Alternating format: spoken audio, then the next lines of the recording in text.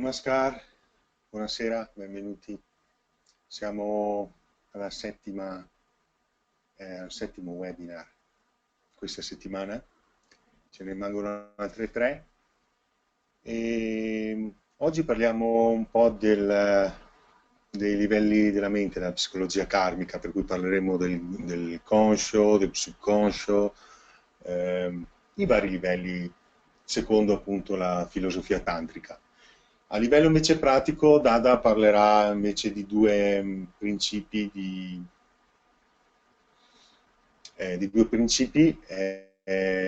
ovvero Asteya e Aparigraha, non accumulare, non rubare e non accumulare. E anche del Dharma Chakra, che è una cosa importante che comunque normalmente conosciamo, ma Dada ci darà qualche spunto in più. Un'altra cosa, per chi volesse approfondire, ieri, come sapete, alcuni di voi hanno anche partecipato al webinar gratuito del Karma. Chi volesse continuare questa, chiamiamola, formazione, e spero che voi possiate esserci,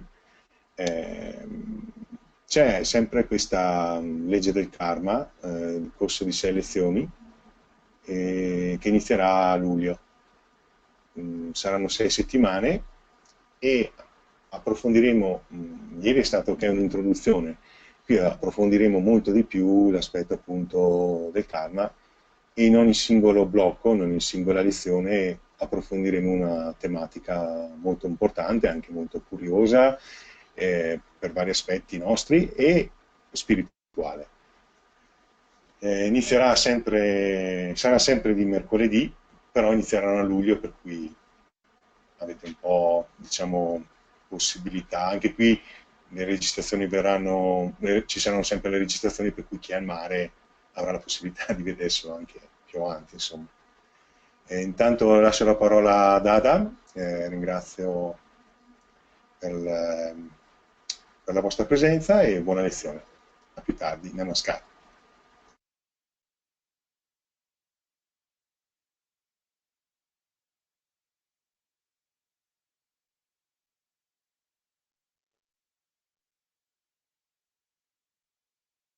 Namaskar, benvenuti, sono Dada Ranjitananda.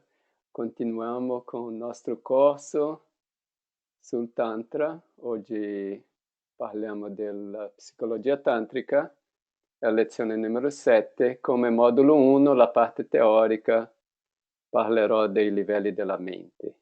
Livello conscio, subconscio. Il terzo livello sopramentale, dopo quarto subliminale, il quinto il causale. Ricordando sempre che cos'è il Tantra è questo processo scientifico di espansione della mente. Stiamo sempre cercando di espandere la mente di modo che tutte le limitazioni e barriere se ne vanno. La parte fondamentale del Tantra è la pratica. Si dice che 99, forse anche di 99,9% è pratica e la teoria è solo il supporto della pratica. Con questo vi faccio la prima domanda di oggi, che sarebbe: come va la vostra pratica? Se avete praticato la meditazione asana tutti i giorni. Solo per me avere un'idea di come sta andando il corso, se potete rispondere quello. Grazie. Chiudo qua e vediamo come va. Ok, il 17% di voi state facendo 2 volte tutti i giorni. La metà di voi state facendo almeno una volta al giorno e solo il 33% ha praticato varie volte, però non tutti i giorni. Comunque mi fa piacere vedere che tutti stanno praticando. questo è importante. E questo è lo scopo qua, che vi posso dare delle cose, delle tecniche da praticare. In quanto voi state praticando queste tecniche diventano vostre, saranno i vostri strumenti, saranno parte della vostra giornata per fare una vita più equilibrata, per migliorare la qualità della vita. Non solo per voi, anche per quelli che sono intorno a voi.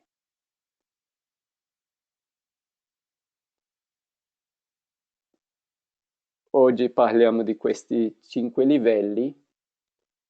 Veramente la mente è una sola, però modo come funziona a questi livelli. Cerco di dare un'idea di come funzionano questi livelli. Per esempio, il livello conscio è quello che è legato ai sensi, a vedere, ascoltare, toccare, sentire l'aroma, il gusto. Quello è a livello conscio. Il livello subconscio è quello del pensiero più profondo dell'intelletto. Ci sono delle situazioni, per esempio, una situazione che io sono qui, per esempio, seduto e inizio a guardare dalla finestra. E in quanto sto guardando dalla finestra, sto pensando profondamente. Ho gli occhi aperti, sono cosciente, diciamo, però sto pensando molto profondamente su qualche soggetto. E un'altra persona nella stanza mi chiama. Dada, Dada. E io non sento. E dopo questa persona chiama con una voce più alta o mi tocca e io mi rendo conto, ah sì, sì, cosa? In quella situazione cosa succedeva? Ascoltare è relazionato a livello conscio. Come io ero molto concentrato a livello subconscio, in quel momento non ero, possiamo dire, attento al livello conscio, così la mia mente, la parte della mia mente che stava lavorando, era la parte del subconscio.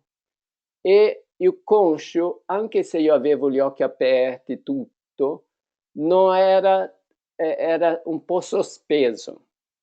Diciamo, la parte conscia era sospesa e la parte subconscia era dove io stavo pensando profondamente. Così sono questi livelli della mente. Questi livelli sono sempre lì, però in certi momenti la mente sta funzionando in un certo livello e non nell'altro. E per questo è importante sviluppare tutti questi livelli per avere una capacità mentale più grande, più integrale.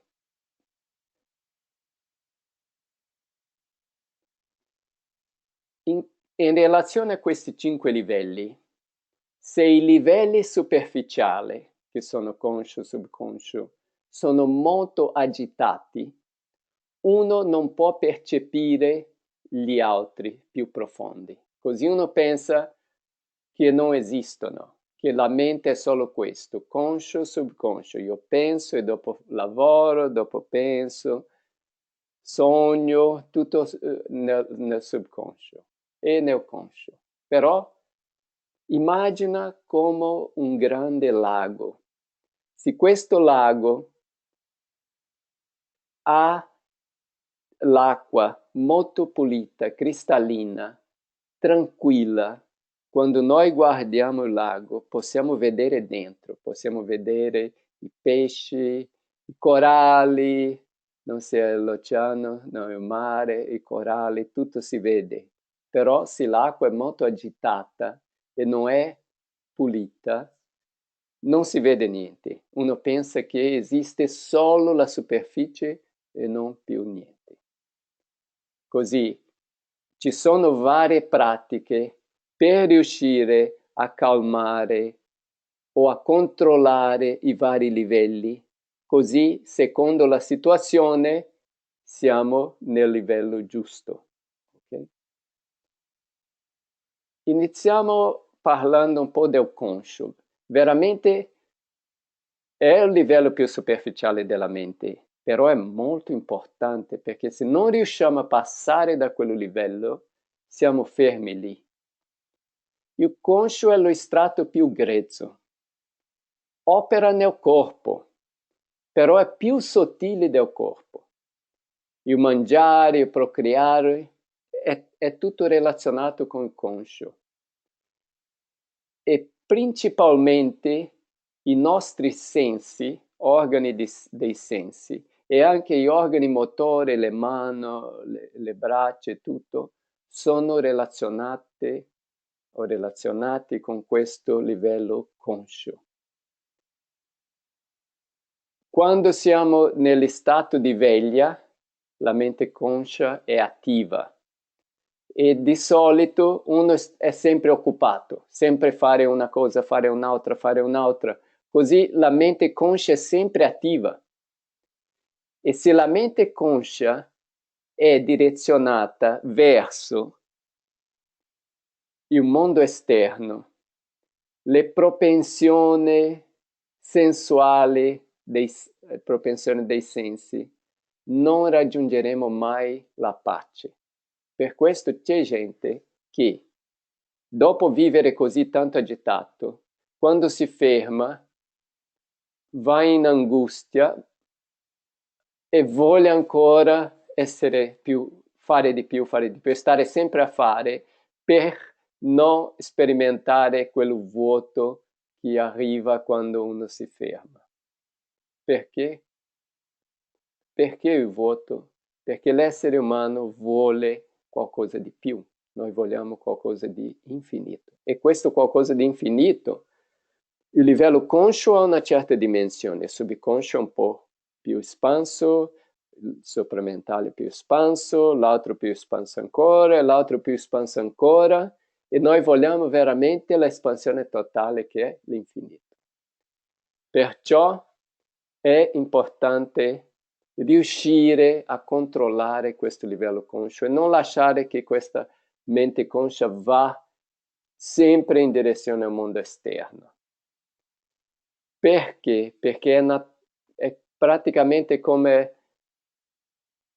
la mente è attirata dalle cose esterne, è molto sensibile al fascino accattivante delle cose esterne, alla superficialità ingannevoli del mondo esterno. Perché? Se pensiamo profondamente, riusciamo a capire che il mondo esterno, gli oggetti esterni, le cose limitate, non ci possono dare quello che vogliamo. Però comunque siamo attratti da quello. È una forza molto grande.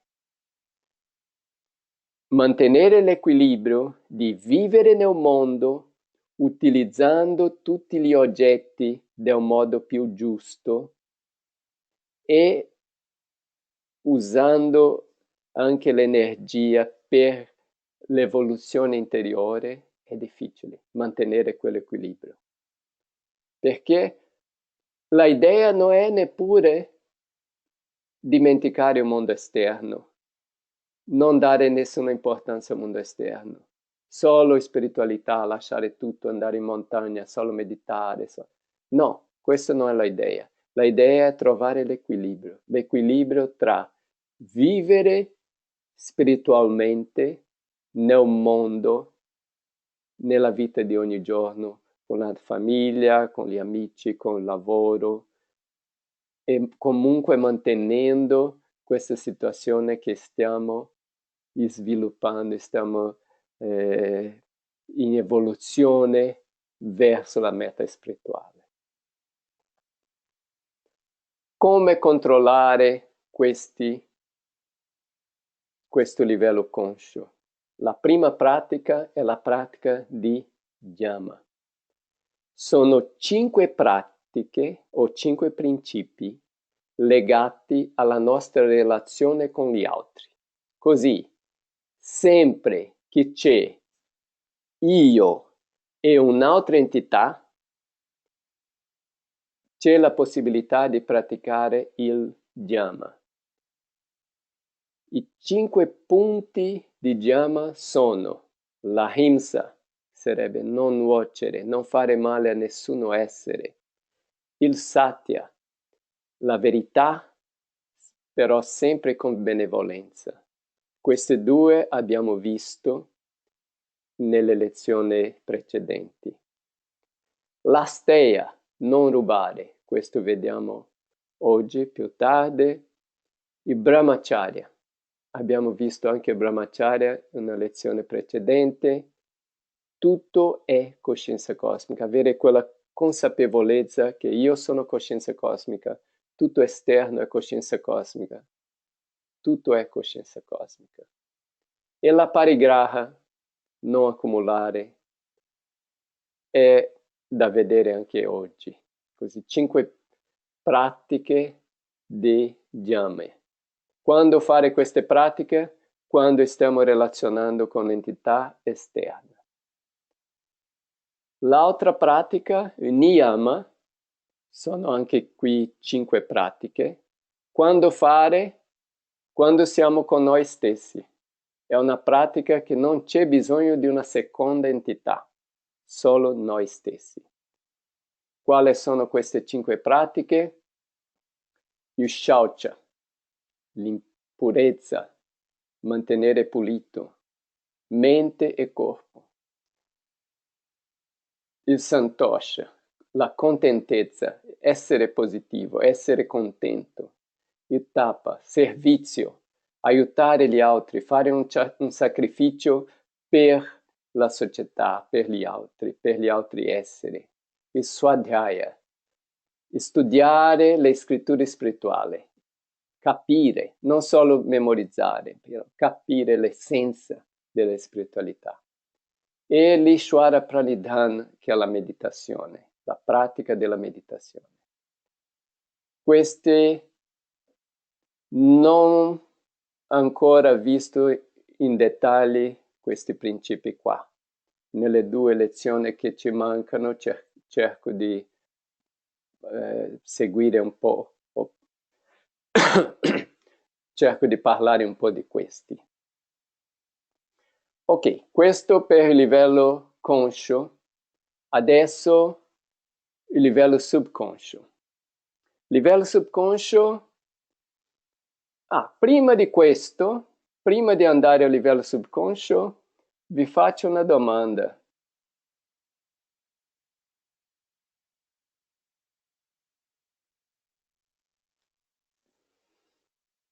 Dice la domanda. Questa domanda qua non è solo una risposta. Quante risposte pensate che va bene, potete cliccare. Non è che ci sia solo una giusta. Potete cliccare in varie.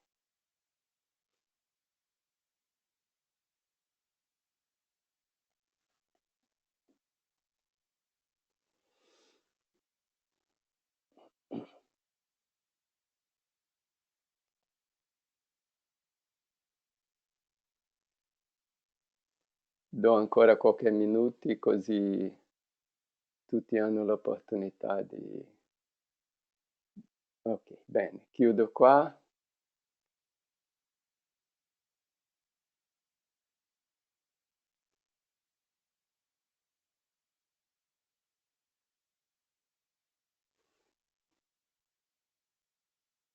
Ok, un attimo solo.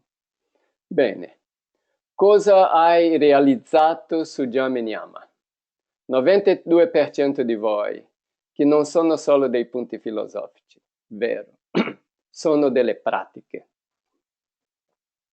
Sono delle pratiche da seguire ogni giorno, 92%. Così potete anche nel vostro diario lì che state mantenendo, potete scrivere la pratica. Oggi do più attenzione al satya, oggi do più attenzione alla ahimsa, e vede scusa, che risultati ci sono. Dopo sto praticando satya che abbiamo imparato precedentemente. Un attimo solo.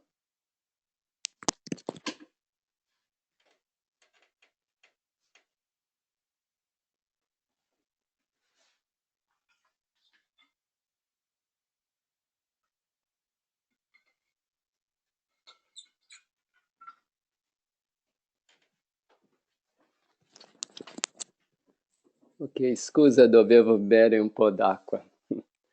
Ok, sto praticando satya che abbiamo imparato precedentemente, il 38%.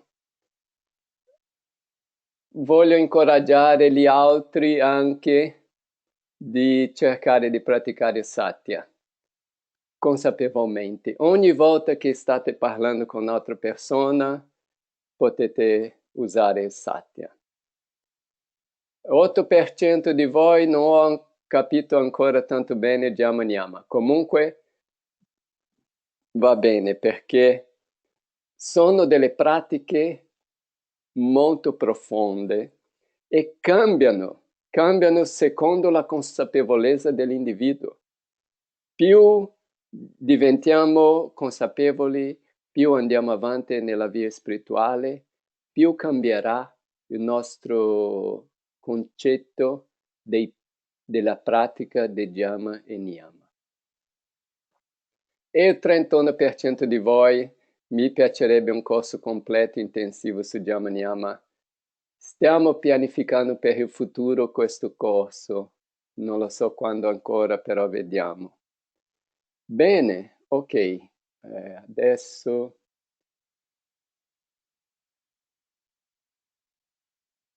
chiudo qui e continuiamo con subconscio. Il livello subconscio. Il livello subconscio è quello dell'intelletto, è il livello più mentale. Ho accennato cos'è il subconscio quando ho fatto quell'esempio iniziale dell'individuo che sta pensando profondamente, è nel livello subconscio. Il livello subconscio anche è il livello dei sogni. Ci sono anche sogni più profondi. I sogni più profondi sono quelli sogni relazionati a, diciamo, cose spirituali e tutto.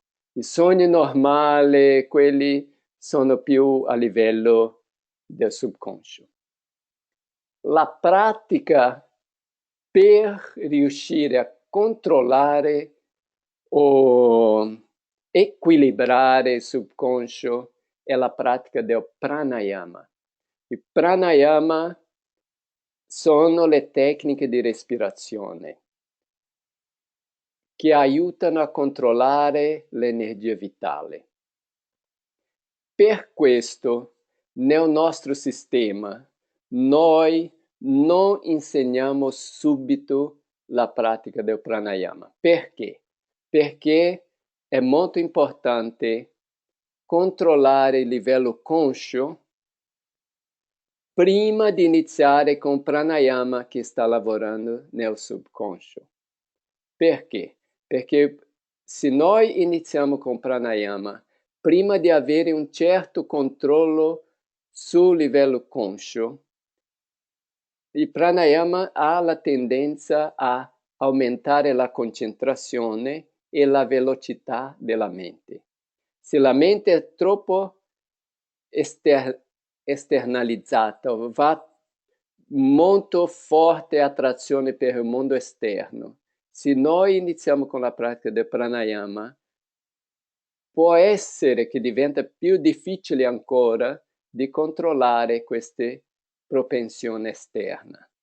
Perciò lavorare un po' con la meditazione, con il mantra, per portare la mente più dentro e dopo iniziare con pranayama per aumentare la velocità o la concentrazione della mente a livello interno.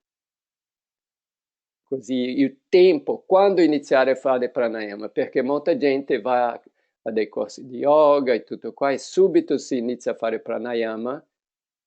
Nel nostro caso vogliamo prima portare un po' la mente un po' dentro prima di iniziare con pranayama. E il pranayama è la tecnica principale, ci sono vari tipi di pranayama che noi insegniamo gradualmente per aiutare nella pratica della meditazione. Passo subito al terzo livello, il livello sopramentale, vuol dire che seria sopra il livello mentale. Il livello mentale sarebbe questo livello che noi viviamo nella nostra vita di ogni giorno, pensando, analizzando e tutto. Però c'è un qualcosa in più. Questo qualcosa in più, questo livello sopramentale, sta relazionato con la intuizione. Ma qui, la intuizione qui, non è quella intuizione che la gente di solito usa, io ho questa intuizione o quella intuizione. Quello lì io chiamerò più come un sentimento. La intuizione qui è una capacità mentale più profonda. Quando avviene questa intuizione? Per esempio, vi do un esempio di Newton. Newton ha, possiamo dire, scoperto la legge della gravità. Come ha fatto? Non è che lui in quel momento stava analizzando intellettualmente tutte le cose e dopo ha raggiunto una conclusione. Quello sarebbe a livello intellettuale. No, lui era lì. Quando ha visto la mela che è caduta, di un colpo è venuta quella idea nella sua mente. Così non è una idea risultato di un'analisi intellettuale, è una idea risultato di una intuizione, di un lavoro di un livello più profondo della mente. E questo è il livello sopramentale.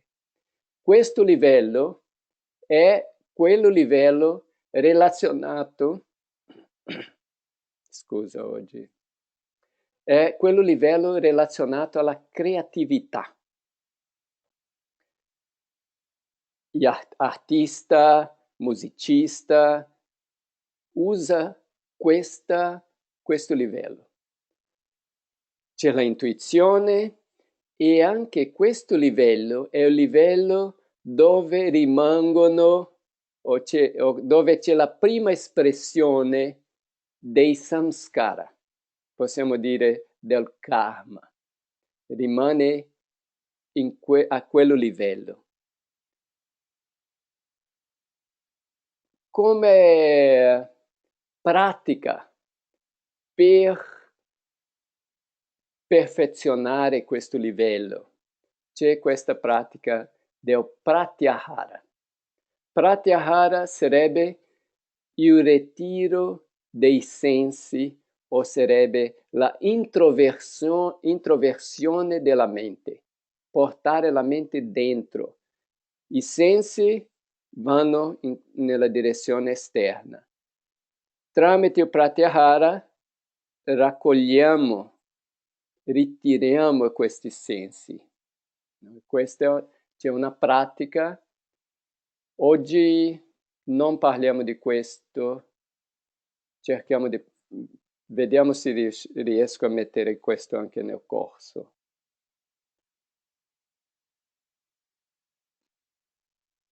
Adesso il livello numero 4 sarebbe il livello subliminale. Questo è il livello della conoscenza speciale. Cos'è questa conoscenza speciale? Per esempio, nella storia dell'umanità ci sono saggi, santi, persone che la gente andava da loro per chiedere dei consigli di cosa fare nella vita, di come superare certe situazioni. Perché? Perché tutti andavano di queste persone? Perché pensavano che queste persone, o percepivano che queste persone avevano una capacità di discernere più profonda, più sviluppata, sapevano, per esempio, cosa si doveva fare, cosa non si doveva fare. E questa capacità è questa conoscenza speciale, viene da un livello più profondo. Per questo una persona più elevata spiritualmente ha queste capacità, che viene dal quarto livello della mente. E queste persone hanno anche dato un contributo molto grande alla società umana. Perché? Perché usando questa conoscenza che è dentro della mente, che tutti noi abbiamo, se riusciamo a sviluppare, e viene di questo livello della mente. Come sviluppare? Tramite le tecniche di concentrazione, che sono in sanscrito dharana. Dharana sono certe tecniche del yoga, della meditazione, che aumentano la concentrazione. Così, anche nel nostro sistema, nel sistema che insegno io, il sistema che insegno è molto personalizzato. Vuol dire che noi in sedute individuali insegniamo varie tecniche che l'individuo dopo pratica tutti i giorni a casa. Però, e queste tecniche non sono insegnate così nel corso online a tutti. Però, comunque, nella semplice tecnica della meditazione con il mantra Baba Nam Kevalam, mantra universale, nella tecnica che ho insegnato nelle lezioni precedenti. C'è un componente in quella tecnica di concentrazione. C'è anche un componente di pratyahara, di ritirare la mente dal mondo esterno. Questi componenti nella tecnica base, che è la tecnica del mantra Baba Nam Kevalam, dopo vengono o si evolve tutti questi componenti nella altra tecnica di meditazione, vengono un po' più elaborati e così avanti. In ogni tecnica di meditazione ci saranno vari componenti, sia il pratyahara sia il dharana, di modo che la tecnica sia più completa. E ogni tecnica può avere un componente più evoluito, più sviluppato, diciamo. Bene, questo era il livello numero 4. Il livello numero 5 è il livello che chiamiamo di causale. Questo livello causale è un livello molto sottile. In sanscrito si chiama Hiranyamaya. Vuol dire fatto di oro, dorato. In questo livello uno sperimenta una tranquillità, una pace interiore molto profonda. È il livello più profondo della parte externalizzata della mente, diciamo il citta. I dettagli di questo, del citta e tutto, parlo di solito nel corso di filosofia base. Comunque, il livello causale, se uno riesce a arrivare al livello causale tramite la pratica della meditazione, sperimenta una pace profonda e tutti gli altri livelli saranno più accessibili. Come controllare questo livello? Tramite la pratica del Dhyan. Dhyan è la vera meditazione, è una pratica più avanti, che uno la prenderà più avanti, ma una pratica profonda di meditazione che porta a un sviluppo integrale della mente.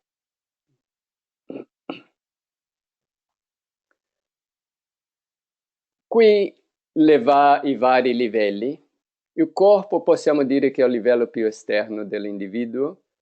Per sviluppare il corpo, fare le asana, almeno le 3 asana di base, la dieta, fare anche degli esercizi fisici, tutto questo sviluppa il corpo. Il livello conscio, per sviluppare il livello conscio, pratica yama, niyama. Subconscio, pratica del pranayama, controllo della respirazione e dell'energia vitale. Il sopramentale, il pratyahara, ritiro dei sensi. Il subliminale, il dharana o concentrazione e il livello causale, il dhyan o la meditazione. Qui colleghiamo un po' i livelli della mente con i vari chakra. Possiamo dire che il controllo di questi chakra è relazionato anche al controllo di questi livelli della mente. Muladhara chakra con conscio, Swadhisthana con subconscio, Manipura con supramentale, Anahata con subliminale, Vishuddha con causale. Il livello della mente è il Lagya chakra, sesto chakra.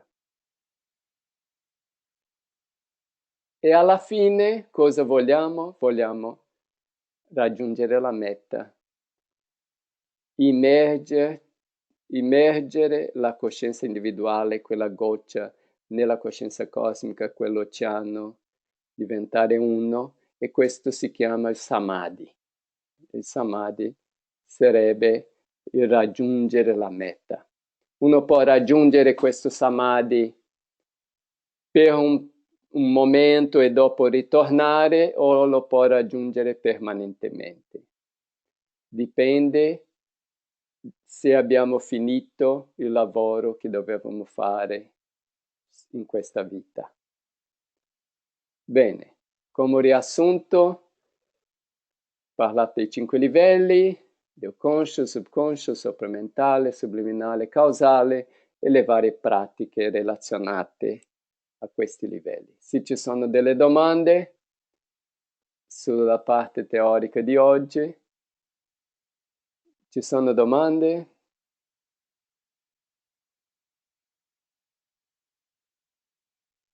Allora, Dada, Manuela chiede,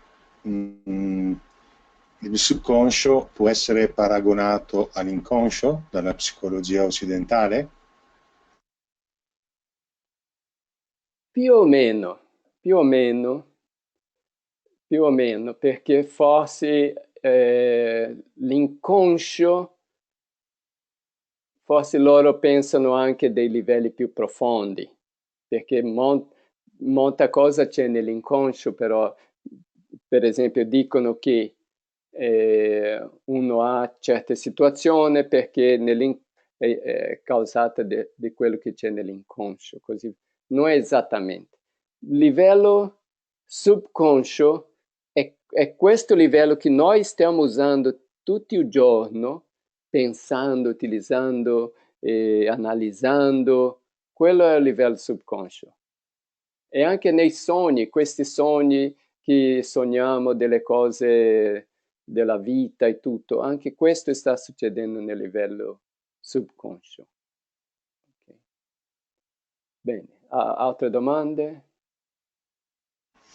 No, più o meno vedo che è stata capita anche oggi la lezione, per cui diciamo non dovrebbero esserci altre domande, a meno che non le facciano adesso Sì, perché vogliono ulteriormente capire qualche cosa, ma altrimenti la lezione è stata recepita totalmente.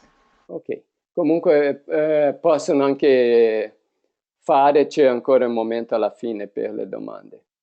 Passo alla parte pratica di oggi. Volevo parlare un po' di più su questi due punti del Jyama, così almeno con- concludo con i 5 punti di Jyama. L'asteya e la parigraha. Prima parlo dell'asteya. Semplice, dicendo semplicemente si può dire, asteya sarebbe non rubare. Adesso questo è una cosa un po' più ampia, nel senso che è non prendere dagli altri qualcosa che è il diritto degli altri senza il permesso loro. E questo fa la cosa un po' più espansa. Per esempio, immagina che io accumulo molta ricchezza e posso pensare, no, io ho questo diritto, però alla fine i, nel mondo materiale le cose sono limitate. Se io ho di più, manca per un altro. Veramente sto prendendo qualcosa che forse è diritto di un'altra persona. Così quello è contro la steia. Un'altra cosa, immagina io sono un genitore.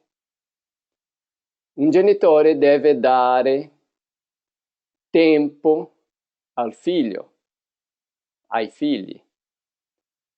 Perché?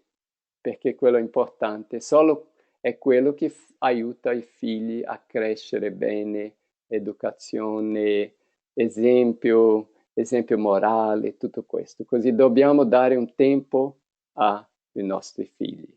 Immagina che io non lo faccio, sono sempre a fare altre cose, a lavorare, arrivo tardi in casa, dopo vado via, non ho tempo. Vuol dire che sto rubando questo diritto dei miei figli e questo sarà contro la pratica di asteia. Vede che non è tanto semplice rubare. Ok, rubare uno pensa prendere, andare lì, rubare dei soldi, andare in un negozio, rubare o fare questo, prendere qualcosa di un altro. Quello sì, però c'è qualcosa di più sottile. Dobbiamo sempre pensare nella nostra vita come io sto vivendo. Sto seguendo o sto praticando questo asteya o no? Dove, quali sono i momenti, quali sono le situazioni? Per esempio, anche in famiglia, marito e moglie, uno deve dare tempo sufficiente all'altro. Ci sono certe cose che dobbiamo fare per mantenere il rapporto, per avere una famiglia salutare, tutto. E molte di queste cose possono entrare nel campo dell'asteia. Bene. Come praticare l'asteia? La prima cosa è essere sempre consapevoli che quando io mi sto relazionando con un'altra persona, io non sto prendendo, rubando di quella persona qualcosa che possa essere psichico o fisico o anche spirituale, che non sto facendo quello. Per esempio, vado a parlare con una persona, sto lì a parlare tanto tempo che la persona dopo non ha tempo per fare la meditazione, per esempio. Veramente ho rubato il tempo di quella persona, così devo essere consapevoli. Questo è l'asteia. Non prendere niente dagli altri senza il permesso, cosciente, consapevole. L'altra pratica della parigraha, che seria non accumulare, vivere di modo semplice. Nell'esempio che ho dato precedentemente, quello della persona che sta accumulando tanta ricchezza, anche quello non solo è contro la steia, però è anche contro la parigraha. Perché? Perché la parigraha è quello non accumulare superfluo. Quello che io non posso usare sto accumulando. Perché? Non ho necessità. E cosa succede? Molte volte a casa abbiamo tanta roba, che non c'è neppure posto per mettere e tutta la casa è in confusione perché c'è tanta roba e la nostra mente è anche in confusione. Meglio vivere di modo semplice. Una idea, per esempio, sempre che vado a prendere qualcosa, a comprare qualcosa, devo pensare, riesco a utilizzare questo? Veramente ho bisogno di questo nella mia vita? È qualcosa di superfluo o qualcosa di importante? Sono delle domande da fare ogni volta che stiamo pensando di prendere qualcosa, di accumulare qualcosa, di avere qualcosa. C'è sempre un punto di equilibrio e questo cambia di persona a persona, cambia di paese a paese. E forse in un paese, per esempio, un paese freddo, devo avere i vestiti d'inverno, devo avere i vestiti di estate, quelli di primavera, quelli di autunno, però in un paese caldo forse non ho bisogno di questo, non ho bisogno di quell'altro. Così cambia secondo la situazione, secondo la persona. Tutte queste pratiche di Jama e Niyama non sono fisse, sempre c'è la nostra interpretazione, per questo sono difficili. Come ultima pratica di oggi volevo accennare sulla meditazione collettiva. Ok, state facendo la meditazione individualmente a casa vostra tutti i giorni, però sarebbe importante trovare almeno una volta alla settimana un momento di meditare insieme ad altre persone. Perché? Perché quando meditiamo insieme ad altri è come se le nostre menti diventano una e si può meditare più profondamente e quello dà forza a tutti quelli che stanno meditando insieme. E dopo uno va a casa e medita ogni volta tutti i giorni, o 2 volte al giorno, meglio. Così, la pratica della meditazione collettiva è come un ricaricare le batterie, è come un passare a un livello più profondo che dopo ci aiuta nella nostra pratica individuale. Così fare la pratica collettiva, se non si riesce una volta alla settimana, sempre che sia possibile, una volta ogni 2 settimane, una volta al mese, però fare un sforzo perché sia una volta alla settimana. E se non c'è, per esempio, una pratica, una meditazione, un gruppo di meditazione collettiva vicino a voi, potete organizzare. Vi darà anche più forza se voi prendete questa iniziativa di organizzare un gruppo di meditazione, che siano 4 persone, 5 persone, 6 persone. Non bisogna essere un gruppo molto grande, però potete organizzare o a casa vostra o qualcuno che abbia una sala più grande, così andate una volta alla settimana, meditate, forse 45 minuti di pratica, si canta un mantra un po', dopo si medita in silenzio, si legge qualche libro spirituale.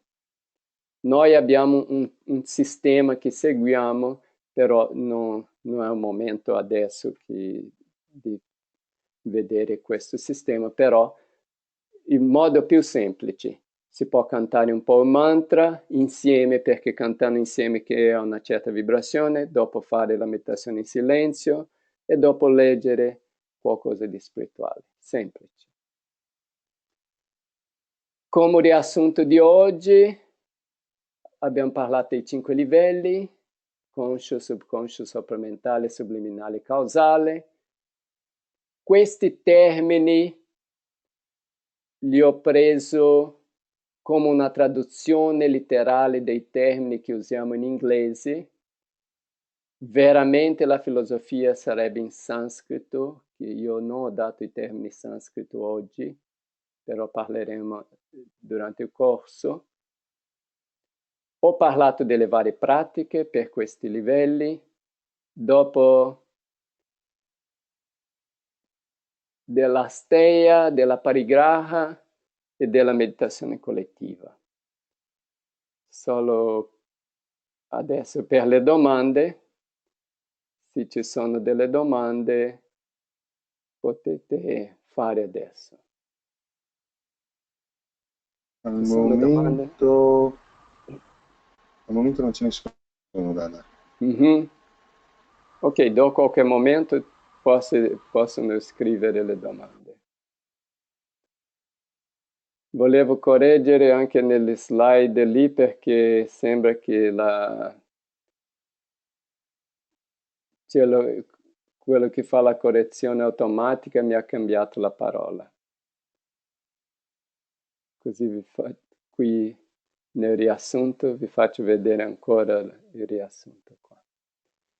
Sono arrivate nuove domande? No. No, Dada. No.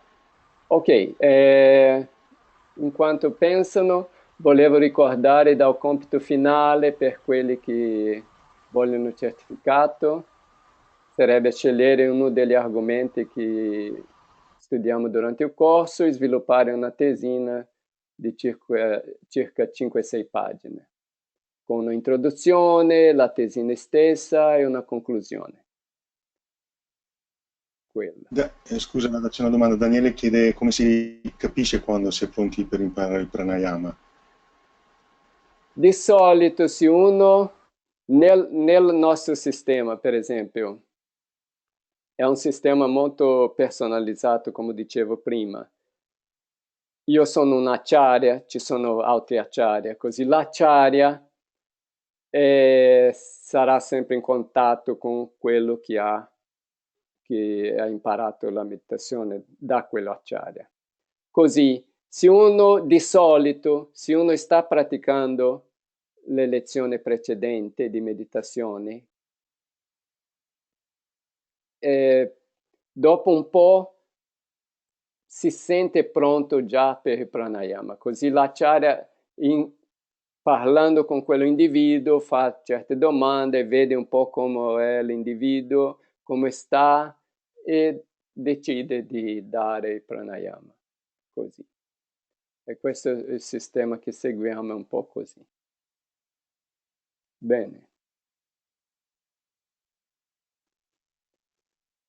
Penso che se non ci sono altre domande possiamo finire qui. Concludere. Sì. Sì. Ok, bene. Allora ringrazio tutti anche oggi per la partecipazione a questo webinar. Vi rimando a mercoledì prossimo e non dovrebbe esserci, non mi ricordo se c'era festa, il primo di giugno. No. Per cui buona serata a tutti, vi ringrazio, grazie ancora Dada e Namaskar. Namaskar, volevo solo dire che durante questa settimana cercate particolarmente di vedere un po' le pratiche che abbiamo visto durante il corso e se riuscite a mettere in pratica un buon numero di queste pratiche. Namaskar, buona settimana.